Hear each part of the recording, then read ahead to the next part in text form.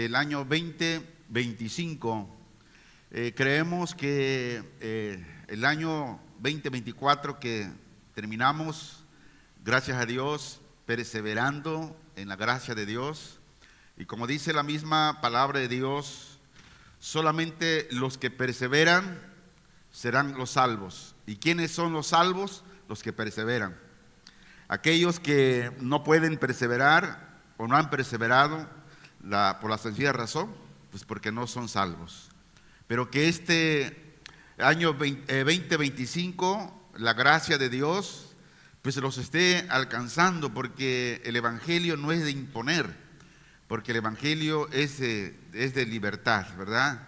Si el Evangelio fuera una imposición, no, pues hermano, todo el mundo pues estuviéramos en un lugar como este, pero Dios en su gracia y en su misericordia, Él da la libertad. Oramos. Padre, te damos gracias en el nombre de Jesús, tu Hijo amado, por darnos, Señor, este día más para poderte adorar, para poderte exaltar, Señor.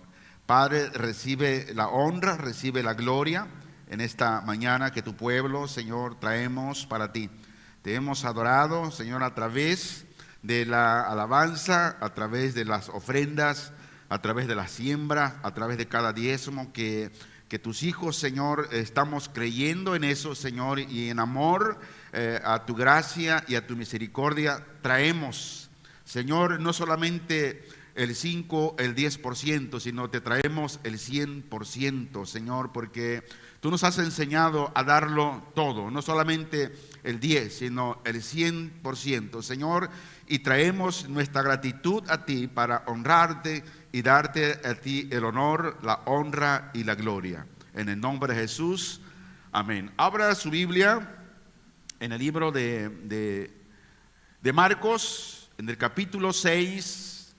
Vamos a leer del versículo 7 al versículo 13. Estamos viendo el Evangelio de Marcos.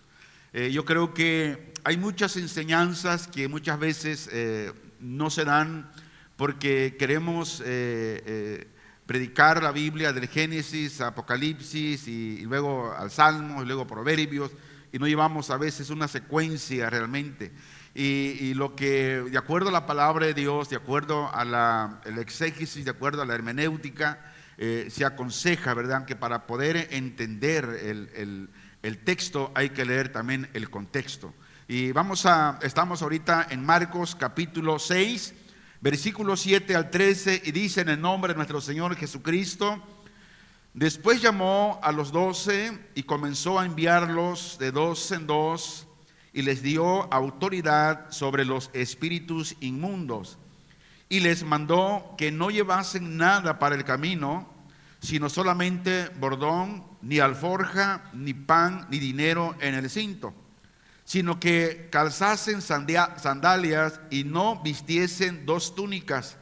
Y les dijo: donde quiera que entréis en una casa, posad en ella hasta que salgáis de aquel lugar. Y si en algún lugar no os recibieren ni os oyeren, salid de allí y sacudid el polvo que está debajo de vuestros pies para testimonio a ellos. De cierto os digo que en el día del juicio será más tolerable el castigo para los de Sodoma y Gomorra que para aquella ciudad. Y saliendo, predicaban que los hombres se arrepintiesen. Y el 13, y echaban fuera muchos demonios y ungían con aceite a muchos enfermos y los sanaban. El propósito en esta mañana es enseñarnos de la preparación para el ministerio. ¿Cómo nos prepara Dios? Nos prepara en el camino. Dios nos llama y nos empieza a preparar. Y el tema de hoy le puse por nombre la misión de los 12 discípulos. Y si somos cuidadosos y respetamos el texto y el contexto de Marcos 6, 7 al 13, nos describe aquí el envío de los 12 discípulos por parte de Jesús para predicar el reino de Dios y realizar obras de sanidades y de liberación. Y uno de los propósitos a través de sus discípulos y de cómo ellos están siendo equipados para realizar la obra de Dios es el mensaje, la enseñanza hoy. Y en cuanto al propósito de enviar a los 12 a predicar, no solo tenía la finalidad de extender el reino, sino que también servía para que los discípulos tuvieran o ganaran experiencia y especialmente aprendieran a confiar en el Maestro estando alejados de Él. Entonces la recomendación aquí que la palabra nos da, que Dios nos llama y nos prepara y luego nos envía. Y parte del envío, de enviarnos, es parte de la preparación. ¿Por qué? Porque cuando pasamos por un instituto bíblico, por una escuela, por una universidad bíblica, no aprendemos todas estas cosas, sino que la aprendemos y somos enseñados tal cual cuando somos enviados y salimos y enfrentamos la realidad de cómo predicar el evangelio y de cómo confiar en Dios. Y este tipo de entrenamiento tendría que prepararlos para el día cuando el Señor, una vez finalizada la obra en la cruz y regresara al cielo, ya no estuviera presente en medio de ellos. Ellos tenían que confiar en el Señor. Y las instrucciones que el Señor dio aquí a los 12 se encuentran de una manera amplia en el Evangelio de Mateo. Lean en su casa Mateo capítulo 10, del versículo 5 al 42, para que usted pueda conocer más el contexto de Marcos. Y dice el versículo 7 de Marcos 6, llamando a los 12, comenzó a enviarlos de dos en dos y les daba autoridad sobre los espíritus inmundos.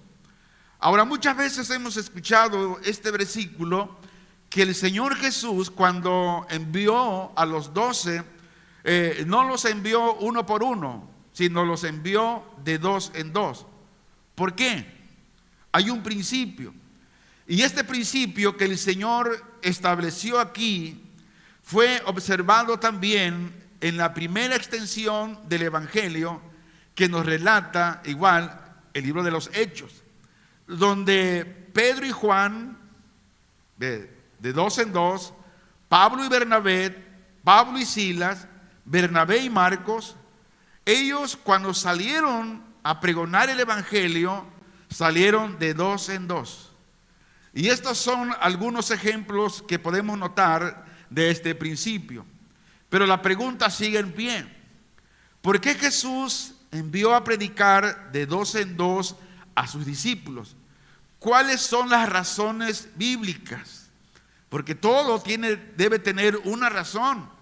Porque Jesús no actuaba nada más por actuar. Había un propósito, había una enseñanza y había una razón por el cual Jesús lo hacía.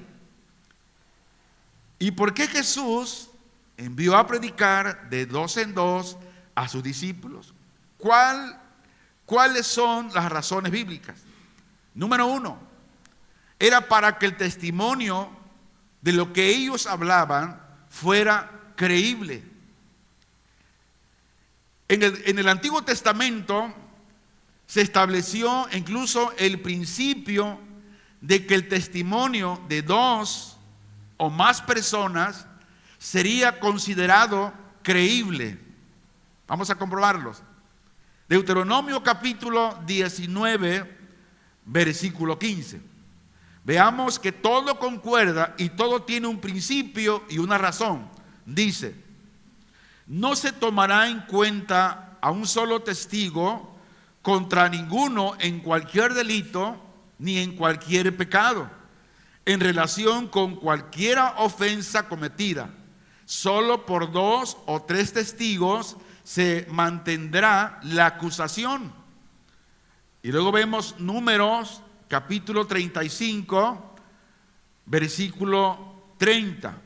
Dice: cualquiera que diere muerte a alguno por dicho de testigos morirá el homicida. Aquí habla en plural, no singular. Dice testigos.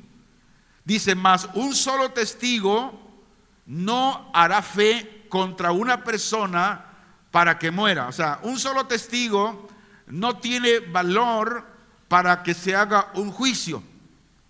Ahora, el enviar Jesús a sus discípulos de dos en dos, Jesús con esto estaba asegurando que su mensaje fuera creíble y digno de confianza.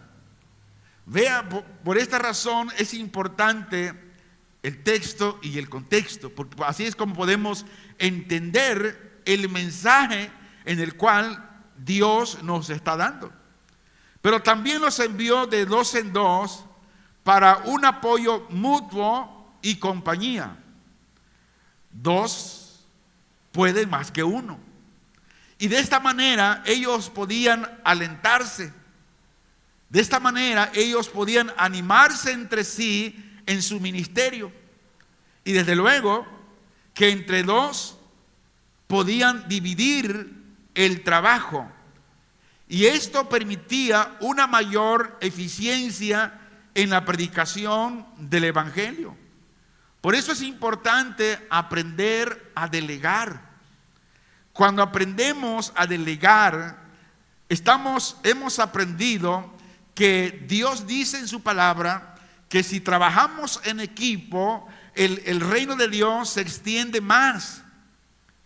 Pero cuando alguien piensa que solamente él hace las cosas bien y que si delega a otro lo va a hacer mal, pues está equivocado. Por eso enseñamos en este lugar la importancia de trabajar en equipo, de delegar la obra, de delegar el servicio a más hermanos que se involucren en la obra. ¿Para qué? Para que haya un avance y usted se canse menos. Pero Jesús también sabía que sus discípulos enfrentarían oposición, enfrentarían persecución en su ministerio. Pero al enviarlos de dos en dos, les estaba proporcionando apoyo y protección en caso de cualquier necesidad. ¿Cuántos creyentes por caminar solos, por andar como el llanero solitario, se han desanimado en medio de la tribulación, en medio de la oposición? Hermanos, hay muchos lugares donde pastores han tratado de caminar solos, sin apoyo de otros pastores, porque ellos quieren ser autónomos. Hermanos, ya no están. Edificios cerrados. ¿Por qué? Porque se han desanimado. Y por eso la enseñanza de Jesús al enviar a sus discípulos de dos en dos era para que ellos se apoyaran, se animaran, y para que el mensaje que ellos hablaban fuera creíble. Por eso debemos destacar esto, que los cristianos no debemos caminar solos. Los pastores debemos de reconocer y saber que necesitamos la ayuda mutua entre hermanos, entre ministros, entre pastores. Debemos saber que debemos estar con otros para que nos ayuden, para que nos supervisen, para cuando algo estamos haciendo mal, porque mire, esto es un hilo muy delgado. Y si usted camina mal, ¿quién le va a aconsejar si usted está solo? Entonces la decisión de Jesús de enviar a su discípulo de dos en dos destaca la importancia de la comunidad y el apoyo mutuo en el ministerio. Como congregaciones, si usted no está adherido con otros ministerios cristianos, usted camina solo, hermanos, mire, usted está en un riesgo, usted está en un grave peligro. Va a venir la persecución, va a venir el desánimo, van a venir necesidades. Y usted solo, sin el apoyo de otras comunidades cristianas, usted puede desmayar en el ministerio. Ahora, esto nos muestra también la necesidad de la cooperación y la colaboración en el ministerio. Cuando alguien está cansado, pero está solo, ¿con quién se va a apoyar? Con nadie, porque está solo. Pero cuando estamos ligados con otros ministerios cristianos, que nos ayudamos, nos preparamos unos a otros, nos consolamos, en la comunidad de creyentes hay protección. ¿Por qué? Porque como creyentes buscamos el apoyo, buscamos la protección de todas las iglesias cristianas. Ahora, en resumen, el por qué los envió de dos en dos es el siguiente. Decíamos, para proporcionar un testimonio creíble, ofrecer apoyo mutuo y compañía, dividir el trabajo y cubrir más territorio, prepararlos para la oposición y persecución. Ahora, a todo esto también destaca la importancia de la comunidad, de la iglesia, la cooperación y la preparación para el ministerio. Por lo tanto, escuche este consejo. Usted no debe ser un llanero solitario, ser independiente. Muchos dicen, no, yo estoy bajo la cobertura de Dios. Sí, hermanos, es la primer cobertura. Estamos bajo la cobertura de Dios. Pero hay principios también en la palabra de Dios, que como comunidad, como pueblo cristiano, debemos tener a alguien, a pastores, a maestros, a mentores, para que nos ayuden, para que también nos aconsejen. Marcos 6:8 dice: y les encargaba que no tomasen nada para el camino, excepto un solo bastón, ni pan, ni alforja, ni dinero en el cinto. Versículo 9: sino calzado con sandalias, y que no se pusiesen dos túnicas. Aquí también hay una enseñanza muy profunda. Dice un solo bastón, ni pan, ni alforja, ni dinero en el cinto. ¿Cuál es la razón por la que Jesús les dio estas indicaciones a sus discípulos? Iglesia, Jesús quería que sus discípulos confiaran en la providencia de Dios y sobre todo en la generosidad de las personas que ellos iban a visitar. Muchas veces desconfiamos y queremos primeramente tener lo que necesitamos en mano para poder salir y llevar a cabo la obra del Señor. Pero si nosotros nos metemos a profundidad, lo que este versículo 8 y 9 nos está diciendo, Jesús quiere que sus discípulos, ¿cuántos discípulos hay aquí? Gloria a Dios. Que usted y yo confiemos en la providencia de Dios y que también confiemos en aquellas personas que vamos a visitar, que Dios les pondrá un corazón generoso para darnos de comer y para darnos lo que necesitamos sin que usted se lo pida. Pero ¿qué es lo que se ve hoy en estos tiempos? ¿Verdad? Los grandes evangelistas, que los hombres lo tienen por grandes, le ponen una tarifa para que vaya a predicar a tal lugar. Le dicen: quiero esto, quiero todo aquello y el otro. Ese no es el evangelio.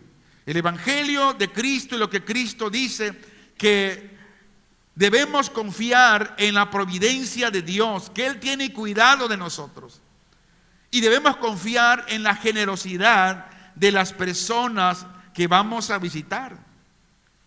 Jesús quería que ellos dependieran de Dios para sus necesidades y que no se preocuparan por las cosas materiales. Además, al no llevar nada, los discípulos estarían libres de todas distracciones y así podrían enfocarse en su misión de predicar el reino de Dios.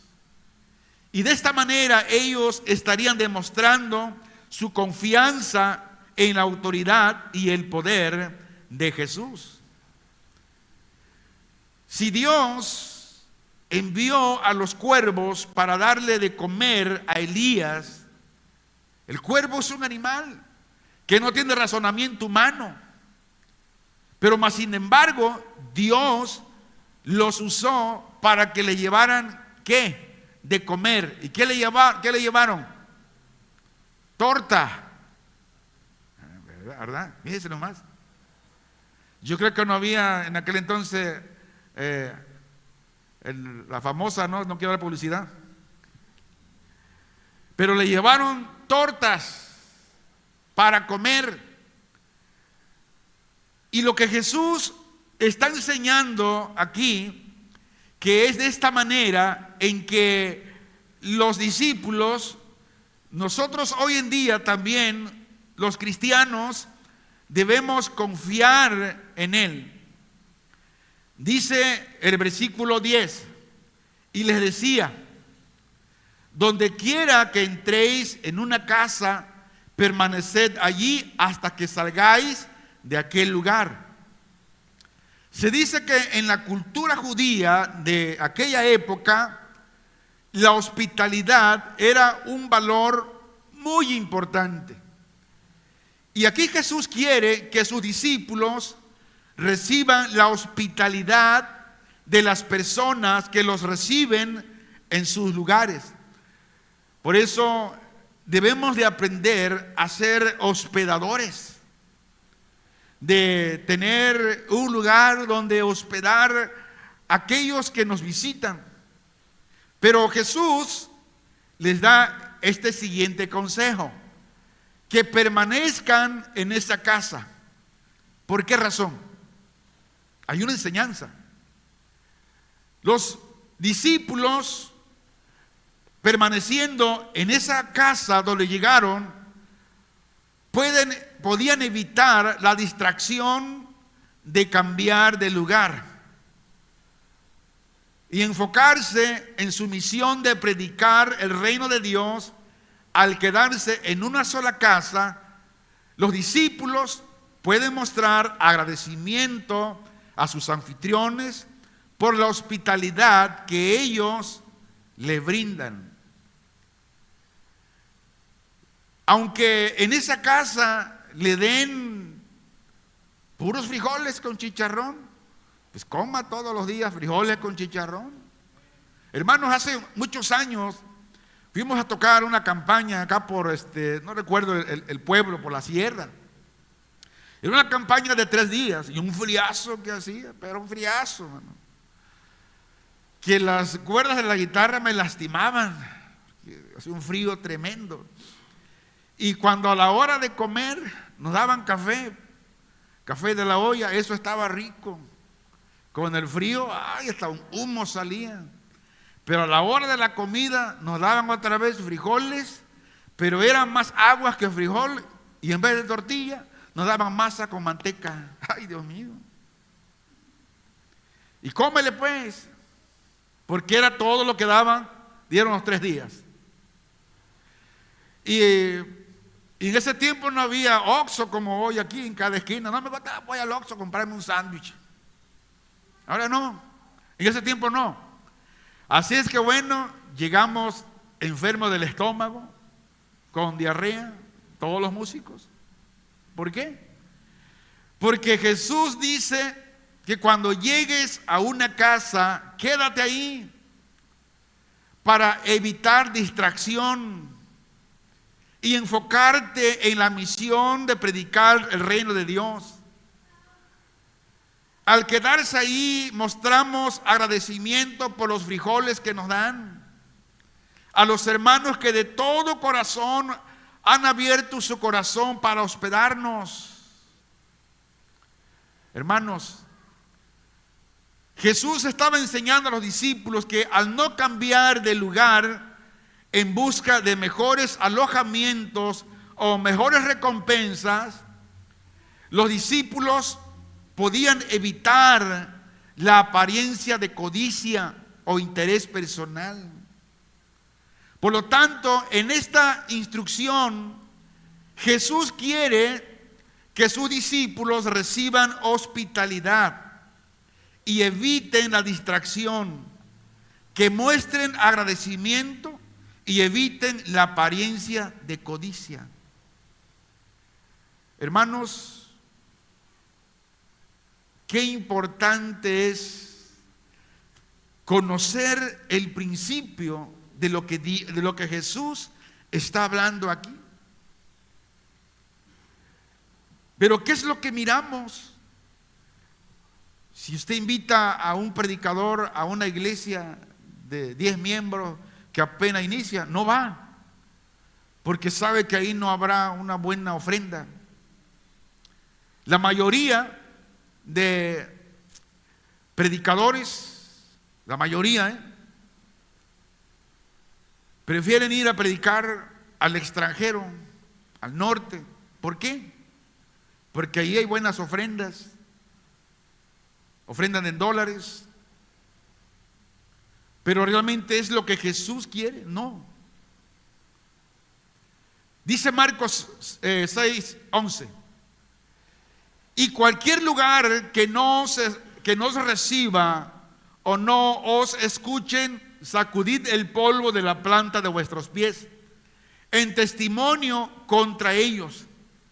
De cierto os digo que más tolerable será en el día del juicio el castigo para los de Sodoma y Gomorra que para aquella ciudad.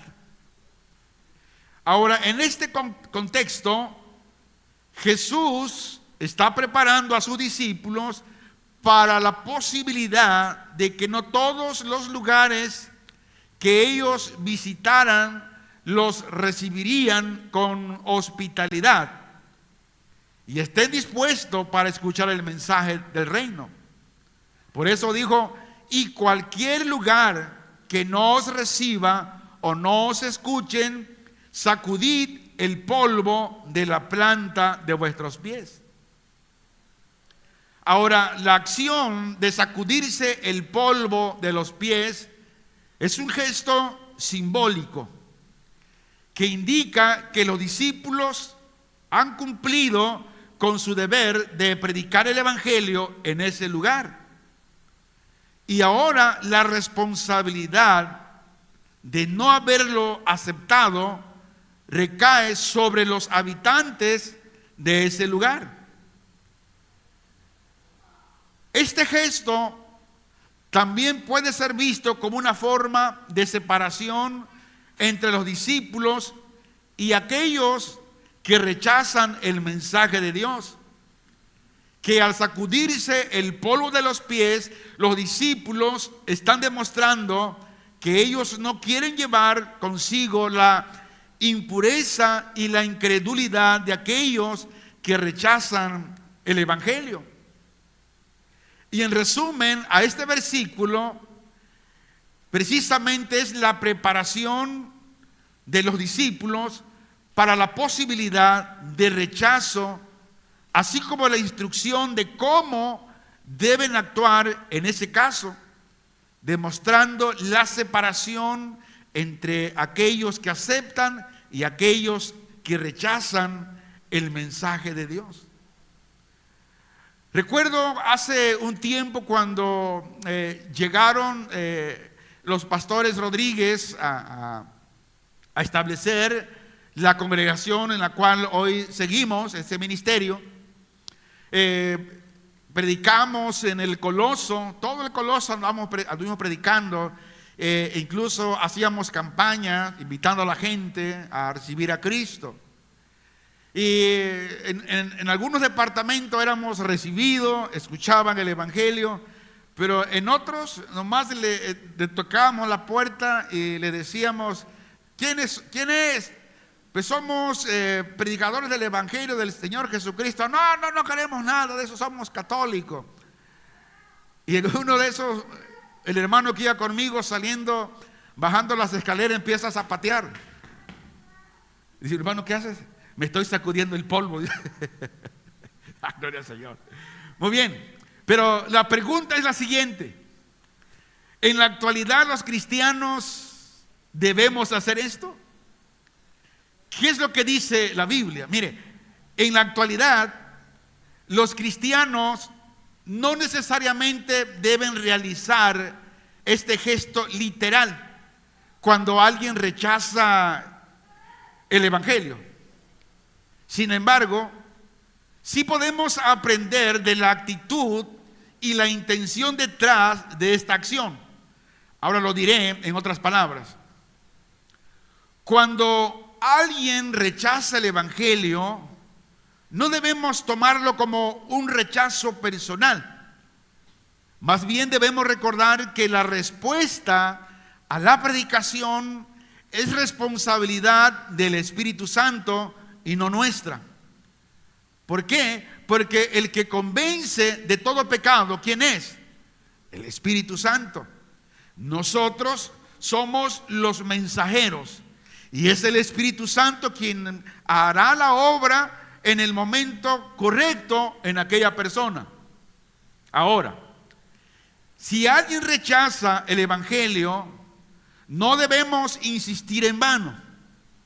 No, debemos respetar su decisión y no presionarlos para que ellos acepten el evangelio. Tomando el versículo que dice: fórzalos a entrar, eso es otra cosa. Nosotros debemos ser respetuosos, porque el evangelio no es de imposición, el evangelio es de libertad. Y esa libertad solamente la puede dar el Espíritu Santo. Muy bien. Pero en lugar de sacudirse el polvo de los pies, escuche esto: podemos orar por aquellos que rechazan el evangelio. Por eso les recordamos que tenemos oración los días martes y los días jueves. ¿Por qué? Porque en ese momento es cuando podemos interceder por ellos, por nuestros amigos, nuestros familiares que aún no han aceptado al Señor, que le hemos predicado, pero que aún siguen endurecidos en el corazón. Los martes y los jueves vamos a ocuparlo para eso, para orar por aquellos que rechazan el evangelio. Es donde podemos pedirle a Dios que los ilumine y les abra el corazón para que ellos puedan recibir el evangelio. Y finalmente, nosotros debemos seguir predicando el evangelio a aquellos que están dispuestos a escuchar. No debemos dejar que el rechazo de algunos nos desanime de la misión de compartir el evangelio a los demás. Luego Marcos 6:12 dice: y yendo de allí, predicaron que se arrepintiesen. ¿Qué fue lo que predicaron? Predicaron el arrepentimiento. ¿Por qué el arrepentimiento? La Biblia dice que el arrepentimiento es el primer paso hacia la salvación y la restauración con Dios. Y en el contexto de la época, el pueblo judío estaba separado de Dios. ¿Por qué razón? Porque ellos creían en la ley, pero no podían cumplir la ley. Pero estaban esperando también la llegada del Mesías. Pero también no solamente estaban esperando la venida del Mesías, sino que estaban atrapados en un ciclo de pecado y de total separación de Dios. Y el mensaje de arrepentimiento era una llamada a Israel a volver a Dios, a reconocer sus pecados y a buscar su perdón. No ofrecieron riquezas o beneficios materiales.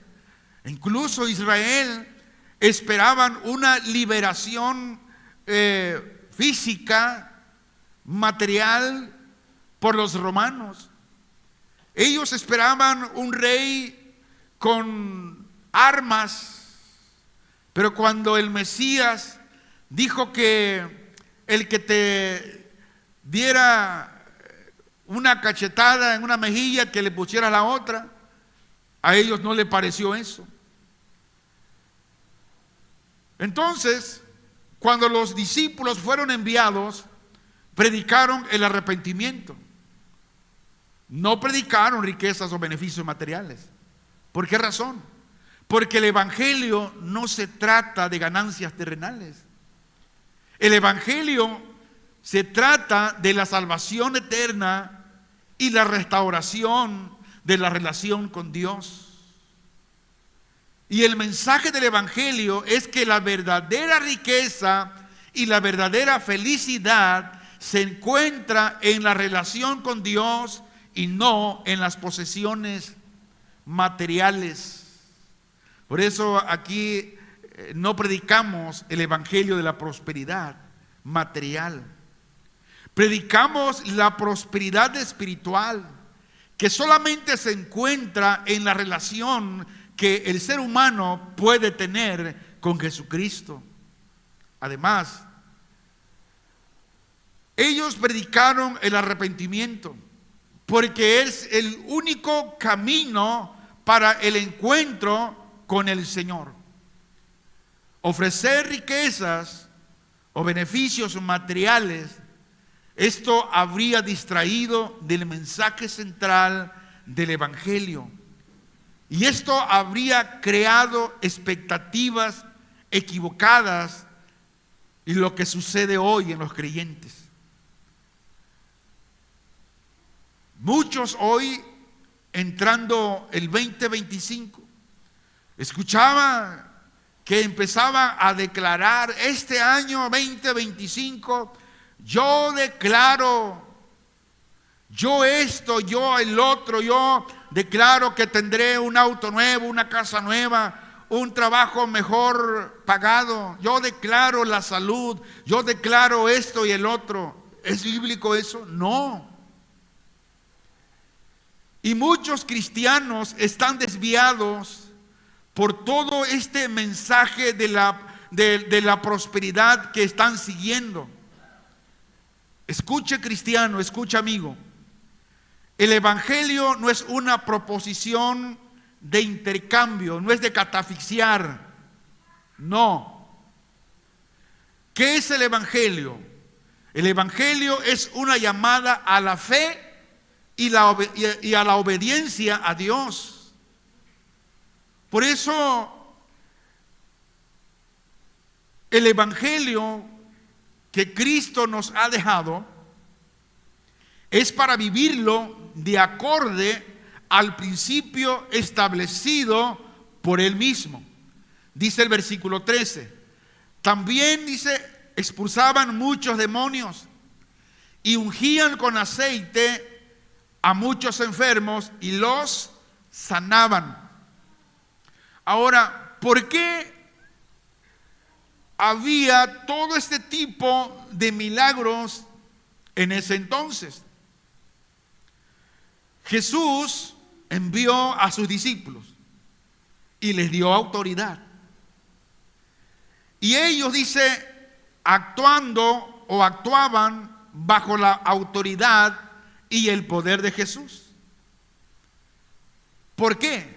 Porque Jesús les había dado la tarea de predicar el reino de Dios y realizar obras de sanidad y liberación.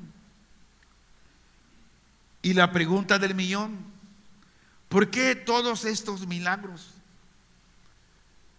Para ratificar el mensaje que ellos estaban predicando, para que este mensaje fuera creíble también. Dios les dio autoridad para orar por los enfermos, ellos fueron sanados, para orar y echar fuera demonios en el nombre de Jesús, para que la palabra que ellos predicaban fuera creíble. ¿Y por qué hoy no se da esto? ¿Por qué hoy no vemos todas estos milagros que se veían en aquel entonces? La respuesta la tiene la misma Escritura. Dice la Biblia que en ese entonces todos estos dones se movían porque la Biblia no estaba terminada. Además, no había Biblia. Y era necesario que Dios hiciera este tipo de prodigio a través de sus discípulos para que la gente creyera al Evangelio. Pero una vez que el canon se completó, la revelación entera, completa, está estampada en este libro llamada Biblia, no es necesario esperar este tipo de milagro, porque la gente ahora ya puede ver a través de la misma Biblia que la palabra de Dios es verdad, porque está escrita. Esto no significa, escuche bien, que Dios ya no haga milagro. El Dios de los milagros no cambia. Él es el mismo, de ayer, de hoy y por los siglos. Él es Dios. Y Él sigue teniendo el poder para hacer milagros, para hacer prodigios. Pero ¿sabes cuándo? Cuando Él lo quiera hacer. No cuando yo le cuente a la 1, a las 12 y a las 3. Porque esto está de moda también. No, hermanos. Y la expulsión de demonios también era una demostración del poder de Dios sobre las fuerzas del mal y la oscuridad. Los discípulos estaban mostrando que el reino de Dios era más poderoso que el reino de Satanás. Ahora, la unción con aceite era un símbolo de la unción del Espíritu Santo y de la sanidad física y espiritual que venía a través de la fe en Jesús. El aceite también era un símbolo, y es un símbolo hoy en día, de la bendición y la protección de Dios. ¿Y qué de la sanidad de los enfermos? Nosotros hoy seguimos usando ese símbolo. Viene un enfermo, pide oración, y los pastores oramos por ellos, ungiéndole con aceite en el nombre del Señor Jesús. Pero la fe de aquel enfermo, la fe en Cristo lo sanará. No el aceite, sino la fe. El aceite solamente es un símbolo. ¿Y qué de la sanidad de los enfermos? La sanidad de los enfermos también era una demostración del poder de Dios para restaurar y sanar a aquellos que estaban enfermos o sufrían. Y los discípulos estaban mostrando que el reino de Dios era un reino de sanidad, restauración, así como de vida. Pero hoy, ¿por qué también los enfermos, muchos no sanan? Ya hemos explicado. Pero para añadirle un poco más, de acuerdo a la Biblia, Dios no está interesado tanto en la comodidad de nuestro cuerpo. Dios está más interesado en forjar nuestro carácter cada día, para que aprendamos más y más de Él al conocerlo, caminando con Él. Para ir resumiendo, los discípulos estaban actuando bajo la autoridad y el poder de Jesús, y sus acciones de expulsar demonios, ungir con aceite y sanar a los enfermos era una demostración del poder, la bendición de Dios, que Dios aún sigue derramando al mundo. El único lugar de consuelo, de paz verdadera, es estar en Cristo Jesús. Le daré la conclusión de Marcos 6, 7 al 13. Jesús envió a sus discípulos a predicar el reino de Dios y a realizar obras de sanidad y liberación. Y ellos cumplieron con su tarea de manera efectiva. Jesús demostró su autoridad al enviar a sus discípulos a predicar y a realizar estas obras de sanidad y liberación. La pregunta para la iglesia hoy en día: ¿estamos nosotros cumpliendo con esta misión? Jesús te llamó, Jesús me llamó, Jesús nos llamó a predicar el reino de Dios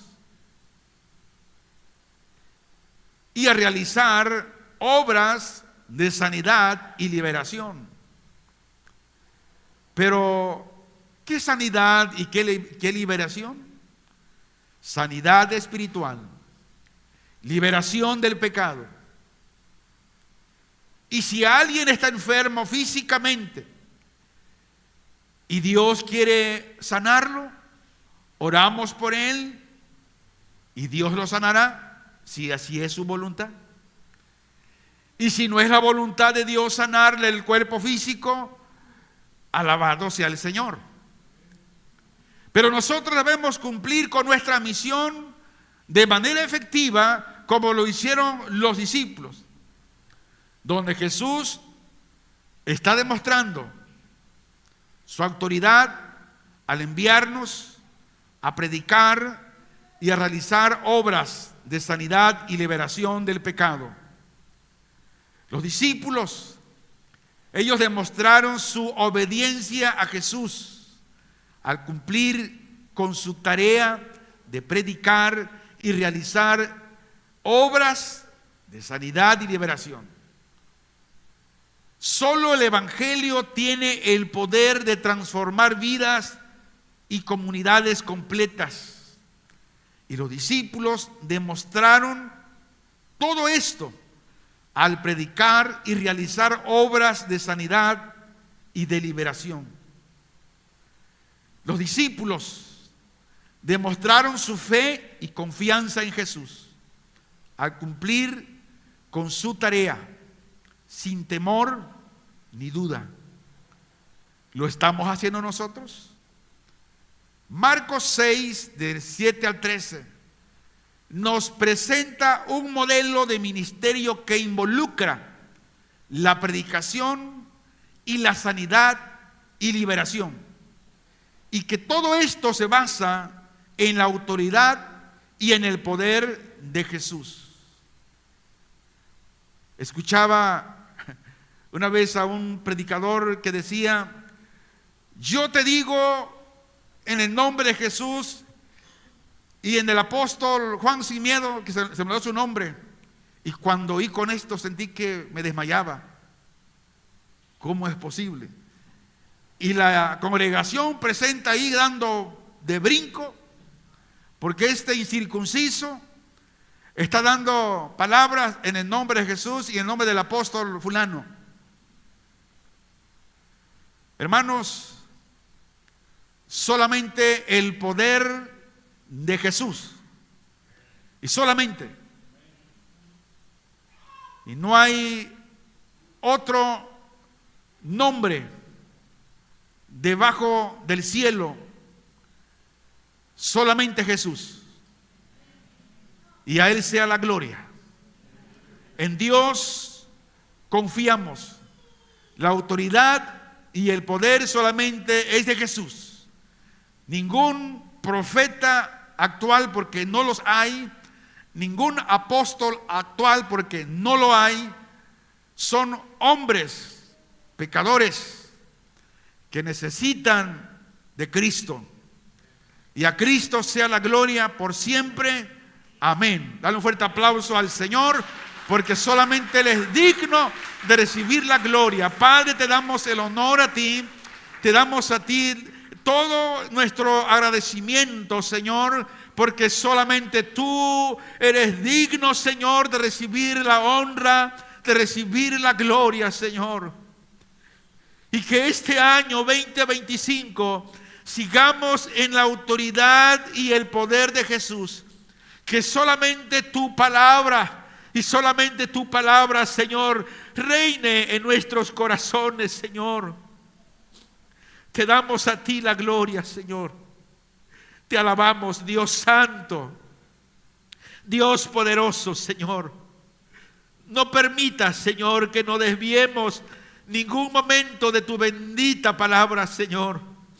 Y que cumplamos, Señor, con eficacia el mandamiento, Señor, de ir y predicar el evangelio, Señor, a toda criatura, Padre. Te lo ruego, mi Señor, en el nombre de Jesús. Te alabamos, Señor, y te exaltamos. Te damos a ti el honor, Señor. Gracias, Espíritu Santo. Gracias, Señor. Seguiremos confiando en ti, Señor, este año 2025, Señor. Te damos a ti la gloria, Señor. Te damos a ti el honor, Padre, en el nombre de Jesús. Y solamente a ti, Señor, porque es necesario, Señor, que los nombres de los hombres sean borrados para ver tu gloria, Señor. Solamente tú, Señor, a ti sea la gloria por los siglos de los siglos, Señor. Amén. Dios le bendiga.